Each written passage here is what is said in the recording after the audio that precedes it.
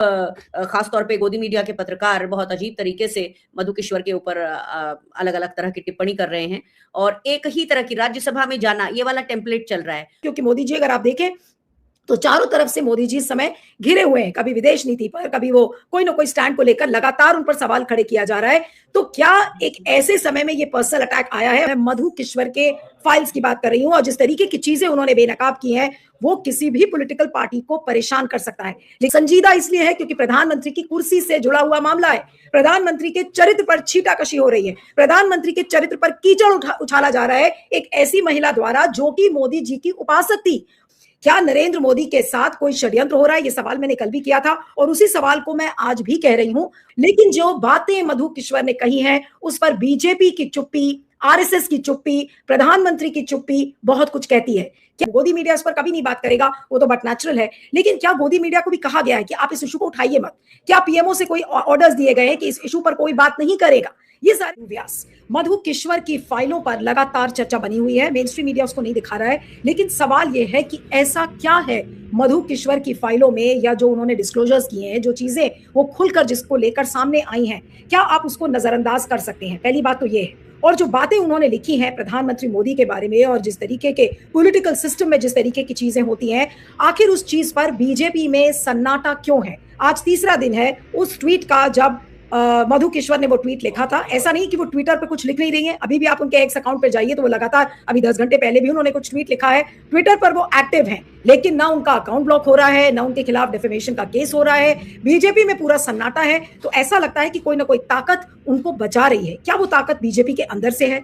क्या उनको ऊपर से निर्देशन मिले हैं कि भाई मधु किश्वर के खिलाफ कोई एक्शन नहीं होगा? ये जो रहस्य है मधु किश्वर की फाइलों का, मैं एप्स्टीन फाइल्स की बात नहीं कर रही हूं, मैं मधु किश्वर के फाइल्स की बात कर रही हूं और जिस तरीके की चीजें उन्होंने बेनकाब की हैं वो किसी भी पॉलिटिकल पार्टी को परेशान कर सकता है। लेकिन यहां पर हम देख रहे हैं ना कोई परेशान है, ना कोई कुछ बोल रहा है, ना किसी की साउंड बाइट आ रही है। अमित मालविया जैसे लोग जो तुरंत छोटे से छोटे डिटेल्स पर ट्वीट कर देते हैं या तो कुछ तथ्य परोस देते हैं, आज वो सब कहां है? क्या नरेंद्र मोदी के साथ कोई षड्यंत्र हो रहा है? ये सवाल मैंने कल भी किया था और उसी सवाल को मैं आज भी कह रही हूं। और सब लोग ये सोच रहे होंगे कि हम लोगों ने इस इशू को देर से उठाया, क्योंकि मैं अक्सर हमेशा हर इशू को पहला उठाती हूं, लेकिन मैं इस इशू को गेज कर रही थी। मैं फिर से ऑन रिकॉर्ड कह रही हूं, इस इशू को मैं गेज कर रही थी पिछले दो दिनों से और कल से मैंने कार्यक्रम करना शुरू किया, क्योंकि मैं देखना चाह रही थी कि इस पर प्रतिक्रिया क्या आ रही है। किसी भी स्टोरी पर आप इमीडिएटली जंप नहीं कर सकते हैं अगर वो इतना संजीदा मामला हो। संजीदा इसलिए है क्योंकि प्रधानमंत्री की कुर्सी से जुड़ा हुआ मामला है, प्रधानमंत्री के चरित्र पर छीटाकशी हो रही है, प्रधानमंत्री के चरित्र पर कीचड़ उछाला जा रहा है एक ऐसी महिला द्वारा जो कि मोदी जी की उपासक थी। मोदी जी के ऊपर उसने किताब लिखा और मोदी जी से वो अच्छे उनके संबंध थे, वो भी लोग जानते हैं। चाहे वो गुजरात के आप पत्रकारों से बात करिए, चाहे दिल्ली के पत्रकारों से बात करिए, सब लोग ये कहते थे कि प्रधानमंत्री मोदी और मधु किश्वर जी के इक्वेशंस अच्छे थे। मैं इसमें और कोई मतलब नहीं निकाल रही हूँ, ना ही मैं ये कह रही हूँ कि कोई सेक्सुअल मामला था या कुछ था। इन चीजों का ना कोई पुख्ता सबूत है, ना हमें इस पर बोलना चाहिए। लेकिन जो बातें मधु किश्वर ने कही हैं उस पर बीजेपी की चुप्पी, आरएसएस की चुप्पी, प्रधानमंत्री की चुप्पी बहुत कुछ कहती है। क्या उसमें तथ्य है? ये जांच का विषय है, लेकिन क्या इस पर जांच होगी वो भी एक सवाल है। लेकिन क्या ये षड्यंत्र हो सकता है मोदी जी को कुर्सी से हटाने का? इस पर हम लोग जरूर स्पेक्युलेट कर सकते हैं, क्योंकि मोदी जी अगर आप देखें तो चारों तरफ से मोदी जी इस समय घिरे हुए हैं, कभी विदेश नीति पर, कभी वो कोई ना कोई स्टैंड को लेकर लगातार उन पर सवाल खड़े किया जा रहा है। तो क्या एक ऐसे समय में ये पर्सनल अटैक आया है? अभी सुब्रमण्यम स्वामी की एक क्लिप आपने देखा था, वायरल हो रही थी, जिसमें वो ये कह रहे थे कि मैं नाम नहीं लूंगा, लेकिन मैं 4 महिलाओं को ऐसी जानता हूं जो कि जिनके मोदी जी से साथ संबंध थे। इस तरीके की उन्होंने बातें की। मैं मधु किश्वर का ट्वीट मैं जानबूझकर यहाँ नहीं दिखा रही हूँ, क्योंकि उस ट्वीट की भाषा बहुत डिबेस्ड है और वो जरूर बहुत सारी बातें कहती है, लेकिन उसको पढ़ने में थोड़ा अजीब लगता है। तो थोड़ा सा संजीदगी बरतते हुए मैं कुछ बातें यहाँ पर आज उठाऊंगी कि क्या ये जो चुप्पी है अपने आप में बहुत कुछ कहती है। जो मधु किश्वर की फाइल्स में क्या चीज ऐसी है जिससे कि पूरे बीजेपी में सन्नाटा हो गया है? गोदी मीडिया इस पर कभी नहीं बात करेगा, वो तो बट नेचुरल है। लेकिन क्या गोदी मीडिया को भी कहा गया है कि आप इस इशू को उठाइए मत? क्या पीएमओ से कोई ऑर्डर्स दिए गए हैं कि इस इशू पर कोई बात नहीं करेगा? ये सारे सवाल हैं, क्योंकि आप जरा सा भी कुछ कह देते हैं। मैं अपना एग्जाम्पल बता रही हूँ कि हरदीपुरी की डॉटर पर हमने 2 कार्यक्रम किए थे। उस कार्यक्रम की ट्वीट जो वीडियो क्लिप्स थी उसको डिलीट करने के लिए बोल दिया गया। जिस व्यक्ति के साथ मैंने कार्यक्रम किया, कुणाल शुक्ला, उसका ट्विटर अकाउंट ब्लॉक कर दिया गया। तो तो आज अगर कुणाल शुक्ला जैसे लोगों का ट्विटर अकाउंट ब्लॉक हो सकता है, तो मधु किश्वर का ट्विटर अकाउंट आज 3 दिन हो गए, कोई ब्लॉकिंग के ऑर्डर्स नहीं आए अभी तक। ये चीज देखकर हैरानी होती है। तो आखिर ऐसा कौन सा बारूद मधु किश्वर की फाइलों में है, आज इसी पर हम बातचीत करेंगे। हमारे साथ कुछ खास मेहमान हैं, उनसे मैं आपका परिचय करवाती हूँ। कमल कृष्ण राय साहब, इलाहाबाद हाईकोर्ट के वकील और अधिवक्ता, हमारे साथ हैं, आपका स्वागत है। अनिल सिन्हा जी, वरिष्ठ पत्रकार, पॉलिटिकल कमेंटेटर, हमारे साथ हैं, आपका स्वागत है। विवेक देशपांडे, वरिष्ठ पत्रकार, पॉलिटिकल कमेंटेटर, हमारे साथ हैं। और मैं अनिल सिन्हा जी से शुरू करूंगी कि अनिल जी, वही सवाल कि आज मधु किश्वर की फाइल में ऐसा क्या है जो पूरी बीजेपी, पूरा आरएसएस, पूरा सन्नाटे में है? प्रधानमंत्री के बचाव में तो कोई उतरे? नहीं, देखिए क्या है कि पहले तो मधु किश्वर क्या है उसको समझ लेना चाहिए। मधु किश्वर जो बीजेपी का इकोसिस्टम बना 2014 के बाद, उसमें उसकी प्रोडक्ट है और उसी में रची बसी हुई है। उनका पार्ट ऑफ द जो राइट विंग मतलब हिंदुत्व की जो बहुत ही टॉक्सिक पॉलिटिक्स है, उसका हिस्सा नहीं है। तो इसीलिए मेरा मानना ये है कि वो बीजेपी उनको नहीं ये कर सकती। बीजेपी मतलब मोदी गवर्नमेंट उनके खिलाफ कार्रवाई नहीं कर सकती, क्योंकि वो एक इनसाइडर है। इसलिए मैं पहले ही मेरे शुरुआती बहुत सारे मित्रों का मानना था कि वो एक डिस्क्रेडिटेड महिला है। वो जो है उनकी भाषा बहुत खराब है, और वो जो मतलब उन्होंने और उनके खिलाफ जो बीजेपी के जो समर्थक है, उन लोगों ने भी आरोप लगाया कि राज्यसभा का टिकट मांग रही थी। अब ये सब इश्यूज कहाँ आते हैं, क्योंकि वो अगर मान लिया मांग नहीं थी, तो ऐसे ही जहरीले भाषण करने वालों को, बहुत सारे लोगों को, उनसे जो ज़्यादा इनकॉम्पिटेंट और कम पढ़े लिखे थे, उसको मौका मिल गया। तो अगर वो चाह रही थी बीजेपी के इसी जो मानदंड है उसके हिसाब से राज्यसभा टिकट, तो इसमें बुराई क्या थी? मतलब उनके हिसाब से मैं उसका समर्थन नहीं कर रहा कि इनके जैसे लोगों को डालना चाहिए, राज्यसभा में भेजना चाहिए। लेकिन जो क्राइटेरिया उनका है, उनसे बुरा बोलने वाली, मतलब जो पब्लिकली राहुल गांधी वगैरह के खिलाफ बहुत बोलती रही, बहुत ही निचले स्तर के कमेंट्स करती रही, उन लोगों को जब वो मौके मिले, जो उनकी शिकायत भी है, तो ये मैं लेजिटिमेट मानता हूँ उनके हिसाब से, क्यों नहीं। और दूसरा है कि उनका पढ़ाई लिखाई का बैकग्राउंड या जो समाज सेवा का काम है। फेमिनिज्म में जब हम लोग थे जिन दिनों सक्रिय, उन दिनों वो लीडर थी फेमिनिस्ट मूवमेंट की, और बहुत ही एक्टिवली उन्होंने अनऑर्गेनाइज सेक्टर के लिए भी काम किया। तो ऐसा नहीं है क्या कि वो उस क्राइटेरिया में फिट नहीं बैठती थी, इसलिए उनको एक डिस्क्रेडिटेड लेडी के रूप में रखना, ये मैं एक पैट्रियार्कियल ब्राह्मणिकल अप्रोच ही मानता हूँ। ये क्या है, वो अगर वो एक सवाल उठा रही है, उनका बैकग्राउंड कुछ भी हो, लेकिन वैसा सवाल तो स्वामी ने भी उठाया, लेकिन कोई उसके पीछे नहीं लगा। इसके पीछे तो सब लोग लग गए। मतलब हम आश्चर्य ये है कि हम ये क्या कहते हैं, प्रगतिशील लोग जो हैं, जो वो ही लग गए उसके पीछे। नहीं, वो एक सवाल उसने किया है, वो एक इनसाइडर है, और वो इनसाइडर बता रही है क्या कि इन लोगों का मैं जानती हूँ, अब वो जानती नहीं है ना, ये जांच का विषय है। लेकिन और वो जो सवाल जो जिन औरतों के बारे में या जो किस्से कहानी जो डाले हैं उन्होंने, वो सारे तो सामने है ना। वो सारे जो किरदार हैं, वो किरदार हैं, मतलब मौजूद है। ऐसा तो नहीं है क्या कि कोई वो 30s की कहानी बता रही है, वो सब मौजूद है। और उसका आरोप यही है ना कि इन लोगों का मतलब उनकी जो कमजोरी थी माननीय की, वो उस कमजोरी का फायदा मतलब वो कमजोरी की वजह से उनको तरक्की दी गई। और वो सबसे बड़ी बात जो बोल रही है वो बहुत इंपॉर्टेंट है। एक मतलब हेड ऑफ द स्टेट के खिलाफ अगर ये आरोप लगा रहा है, जिसमें कि कुछ किरदार जीवित हैं, सामने हैं, तो वो उसको तो सीरियसली लेना चाहिए कि वो कह रही है क्या कि सिक्योरिटी देश का जो ये है वो कॉम्प्रोमाइज हो रहा है, ब्लैकमेलिंग हो रही है। और उसके बाद वो जोड़ती है उसको एपिस्टीन फाइल्स का जो क्या कहते हैं सूत्रधार है इंडिया में, मतलब उसका हीरो है, हीरो विलन जो भी आप कहिए, वो हरदीप पुरी, उसका नाम लेती है। तो ये सारे मतलब जो सारे किरदार हैं और सारी कहानी तो मौजूद है, पब्लिक डोमेन में लोग जान रहे हैं। तो इसमें जांच की अगर मांग हो, अगर और जांच करवाई जाए और इसके बारे में चर्चा की जाए, तो इसमें बुराई क्या है? और ये चर्चा क्यों नहीं की जाए? ये तो उसी तरह का हो गया कि अरे छी टाइप से लोग शुरू हो गए कि मतलब ये तो एकदम मैं मानता हूं कि ऑर्थोडॉक्स जो ब्राह्मणिकल अप्रोच है, इसके बारे में चर्चा अरे चल रहा है, लोग कनाफूसी भी चल ही रही है, वो भी बता रही है कि उनके ही। अनिल जी, एक बात यहाँ पर आपको मतलब मैं ऑन रिकॉर्ड इस चीज को कहना चाह रही हूँ कि कई बार होता है कि आप आपको खिलाफ अगर डेफेमेशन केसेस होते हैं, तो मैं ये नहीं कह रही हूँ कि कोई डर रहा है या कुछ है, लेकिन लोग कॉशियस होने लगते हैं। और मुझे ऐसा लगता है कि पिछले 2 या 3 दिनों में अगर जिन लोगों ने इस कार्यक्रम को नहीं उठाया या नहीं उठाने की हिम्मत कर पा रहे थे या कैलिब्रेट कर रहे थे, मैं तो अपने आप को भी बोल रही हूँ, मैंने तो 2 दिन स्टोरी को गेज किया, मैं रिएक्शंस देख रही थी, ऐसा नहीं कि हिम्मत नहीं थी, हिम्मत है तभी तो मैं आज इस कार्यक्रम कर रही हूँ और सवाल खड़े कर रही हूँ। बट पॉइंट ये है कि 2 दिनों तक लोग इसलिए गेज कर रहे थे कि प्रधानमंत्री की कुर्सी से जुड़ा मामला था, उनका पर्सनल कैरेक्टर असैसिनेशन मधु किश्वर ने किया है। तो आज हमें किस तरीके के सवाल, मीडिया को क्या सवाल पूछना चाहिए, मैं अनिल जी आपसे पूछ रही हूँ। ये नहीं, देखिए, ये जो चरित्र हत्या की आपने बात की, ये यहाँ है ही नहीं। अरे ये सारे किस्से मौजूद हैं पब्लिक डोमेन में। चरित्र हत्या वो क्या करेगी? वो तो ऐसा कोई किरदार का नाम नहीं ली है जो कि मौजूद नहीं है।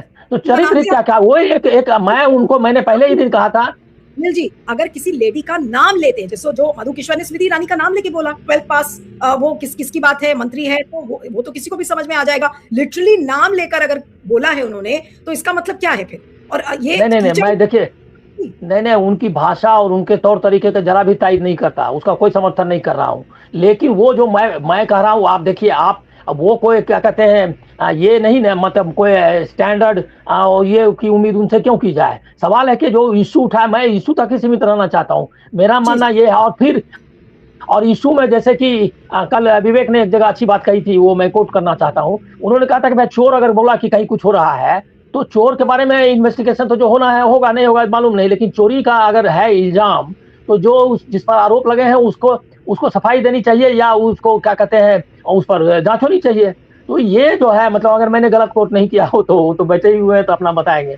तो मैं अगर तो ये उतना ही मैं कह रहा हूँ कि मैंने उनको कोई सर्टिफिकेट नहीं दे रहा हूँ। और मैं तो उनको 80 से ही जानता हूँ, मतलब मैं मुझको जानती है कि नहीं मालूम नहीं, मैं तो जानता हूँ, ऐसा कह सकता हूँ।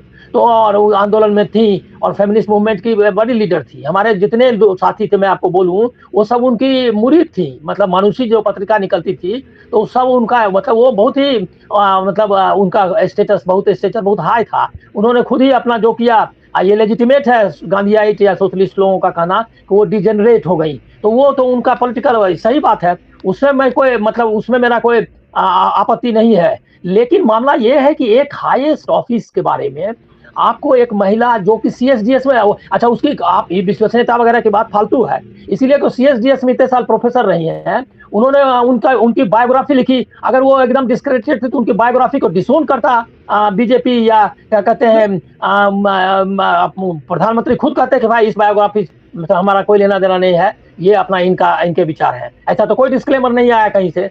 तो जब वो तो पूरे मतलब क्रेडिबल है उनका।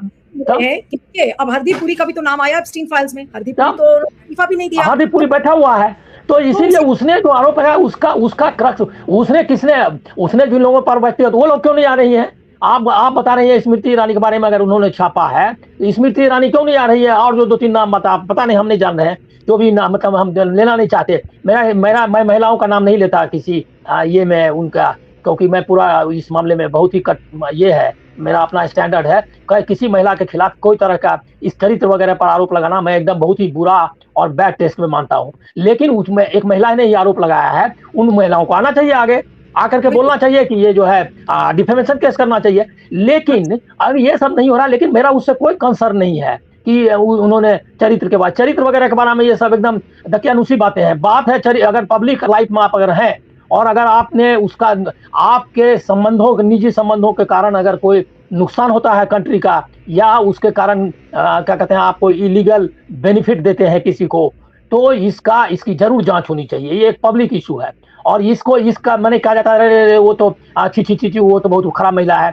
मैं एक मानना है खराब महिला मैं किसी को नहीं मानता, लेकिन जिसको आप बहुत बुरा मानती हैं वो भी अगर कोई इशू लेकर आए तो इसकी जांच होनी चाहिए। डेमोक्रेटिक और लीगल ऑब्लिगेशन है ये क्या कहते हैं गवर्नमेंट का, और लीगल मतलब मोरल ऑब्लिगेशन है पॉलिटिकल पार्टीज और ऑर्गेनाइजेशंस का, इस बारे में सफाई दें कि हमारा जो पार्लियामेंट्री पार्टी का लीडर है, जिसको हमने प्रधानमंत्री बनाया है, उस पर जो आरोप लगे हैं वो आरोप गलत है। और ये आरोप कैसे गलत है ये उनको पब्लिक को बताना चाहिए। ये इसके बजाय बात हो रही है कि मधु किश्वर कैसी है और सब उसके पीछे लग गया, और हमारे लोग भी लगे नहीं वो तो बहुत, अरे ये क्या नॉनसेंस है भाई, इसका क्या मतलब है? और उसने एक आरोप लगाया है पॉलिटिकल लीडर के बारे में, वो एक पॉलिटिकल पार्टी से संबंधित है और वो एक पॉलिटिकल पार्टी को आना चाहिए कहने के लिए कि हमारा लीडर ऐसा नहीं वैसा है। उसके बाद अब ये आदमी ये अच्छा वो भी कौन लगाया आरोप, जो उसका बायोग्राफी लिखा है, जो उसके इकोसिस्टम का हिस्सा है। तो इसलिए मैं मानता हूं कि मधु किश्वर पर अटैक करने के बदले इस बारे में जांच, और मैं ये भी सही मानता हूं आप लोगों का या बाकी का स्टैंड कि आप लोग किसी घटिया तरीके से प्रधानमंत्री के खिलाफ मुहिम नहीं चला रही हैं और न चलाना चाहिए। लेकिन ये इसमें इतना ही है कि इसको जांच कराने के लिए का समर्थन करना चाहिए हम लोगों को, और क्लीन इस पर आए अपना बीजेपी। बिल्कुल बिल्कुल, I 100% endorse what you are saying, और इस चीज को ऑन रिकॉर्ड मुझे कहने में कोई हिचक नहीं है कि प्रधानमंत्री का कैरेक्टर असैसिनेशन करने में मुझे कोई दिलचस्पी नहीं है। मुझे कोई दिलचस्पी नहीं है स्मृति ईरानी का नाम उछालने के लिए, क्योंकि मधु किश्वर ने उछाला, और ना ही मैं मधु किश्वर का कैरेक्टर असैसिनेशन यहाँ पर करना चाहती हूँ। लेकिन जो मुख्य बिंदु है, मैं अनुमा जी के पास आती हूँ कि अनुमा जी एक महिला नेत्री होने के नाते आप भी एक पॉलिटिकल पार्टी से जुड़ी हुई हैं। आज सबसे बड़ा इशू इस पूरे जो मधु किश्वर ने जो ट्वीट लिखा है उसमें है क्या, और क्या चीज निकल कर आनी चाहिए? क्या जो बीजेपी की चुप्पी है और भी लोगों की जो चुप्पी है, क्या वो चुप्पी बहुत सारे सवालों को नहीं खड़ा करती?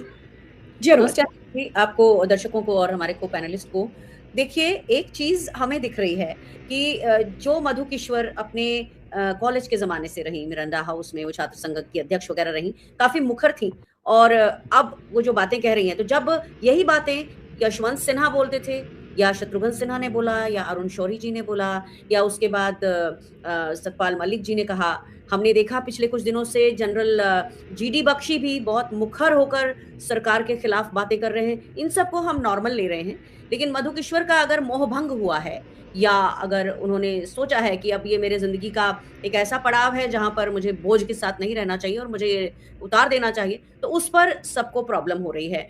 पर सबको प्रॉब्लम हो रही है का अर्थ, मैं एक जनरल इकोसिस्टम की बात कर रही हूँ, जो ट्विटर पर मैं पिछले 3 दिनों से देख रही हूँ, परसों रात के बाद से जब उन्होंने ये ट्वीट्स लिखी थी, और बहुत सारे लोग खासतौर पे गोदी मीडिया के पत्रकार बहुत अजीब तरीके से मधु किश्वर के ऊपर अलग अलग तरह की टिप्पणी कर रहे हैं, और एक ही तरह की राज्यसभा में जाना, ये वाला टेम्पलेट चल रहा है। तो इस टेम्पलेट में ना केवल गोदी मीडिया के पत्रकार शामिल हैं, बल्कि कुछ ऐसे लोग जो दिखने में लोकतांत्रिक और निष्पक्ष दिखते हैं, अपने आप को पत्रकार कहते हैं, कोई कुमार हैं, कोई यादव हैं, ऐसे लोग, मैंने उनको भी कॉल आउट किया है उनको कि भाई आप लोग ये एक ही टेम्पलेट पर कैसे कर रहे हैं? तो ये टेम्पलेट कहाँ से चल रहा है?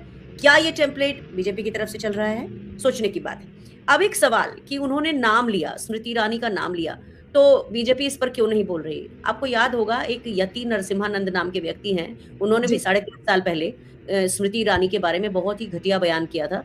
क्या उनको किसी ने उनके ऊपर कुछ कहा? क्या भारतीय जनता पार्टी का कोई नेता सामने आया? ये सवाल हमने तब भी पूछे थे कि आप इस तरह से सामने आके बोल क्यों नहीं रहे हैं कि ये सारी बातें गलत हैं। तो बार-बार इस तरह की बातें होती हैं, ग्रेपवाइन अलग-अलग तरीके से हैं कि स्मृति ईरानी जी का घर पीछे था, प्रधानमंत्री के घर के पीछे, इस तरह की ग्रेपवाइन पर मना करना चाहिए। आपके एक बहुत ही ऑनरेबल सांसद रही हैं। अगर कोई और पार्टी होती, आप सोचिए कि जो स्मृति ईरानी ने जो काम अमेठी में उस समय किया था, मैं कांग्रेस की प्रवक्ता होने के बाद ये बात कह रही हूँ, मैं एक महिला के हिसाब से कह रही हूँ कि जो स्मृति ईरानी ने जो करके दिखाया था बीजेपी को, उसके बाद स्मृति ईरानी को लगातार सत्ता के साथ होना चाहिए था, हाशिए पर नहीं धकेला जाना चाहिए था, उनके घमंड के बावजूद, क्योंकि उन्होंने जो कर दिखाया वो इतिहास में किसी भारतीय जनता पार्टी के नेता ने नहीं किया था। उसके बाद भी स्मृति ईरानी पर जब अलग अलग तरीके से आरोप लगते हैं, तो भारतीय जनता पार्टी पूरी तरह चुप रहती है। स्मृति ईरानी आज भी बार बार प्रधानमंत्री नरेंद्र मोदी के बचाव में आती हैं, पर प्रधानमंत्री नरेंद्र मोदी या बीजेपी का कोई सिस्टम उनके बचाव में क्यों नहीं आता? ये एक सोचने की बात है।